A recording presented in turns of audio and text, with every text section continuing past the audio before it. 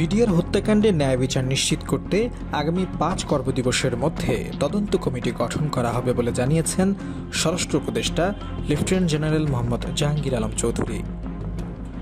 মঙ্গলবার সকালে সচিবালয় স্বরাষ্ট্র মন্ত্রণালয়ের সম্মেলন কক্ষে বিডিআর হত্যাকাণ্ড বিষয়ে বিশেষ সংবাদ সম্মেলনে তিনি এই কথা বলেন।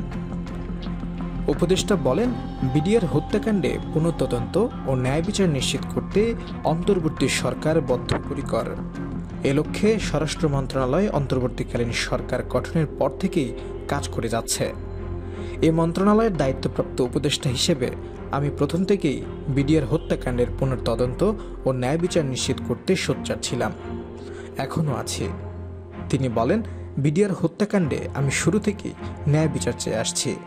এ বিষয়ে গত ২রা সেপ্টেম্বর স্বরাষ্ট্র মন্ত্রণালয় প্রথমবার এবং ৪ নভেম্বর বিজিবির সদর দপ্তর পরিদর্শনের সময় দ্বিতীয়বার ঘোষণা দিয়েছি, যা গণমাধ্যমে প্রকাশিত হয়েছে। উপদেষ্টা বলেন, স্বরাষ্ট্র মন্ত্রণালয় উপদেষ্টা হিসেবে নয়, একজন সাধারণ নাগরিক ও সেনাবাহিনীর সাবেক সদস্য হিসেবে আমি শুরু থেকেই এই ঘটনার ন্যায় বিচার দাবি করে আসছি। বর্তমান অন্তর্বর্তী সরকার বৈষম্যহীন সমাজ ও রাষ্ট্র প্রতিষ্ঠা, জনগণের অধিকার, সুশাসন, ন্যায় বিচার প্রতিষ্ঠায় বদ্ধপরিকর।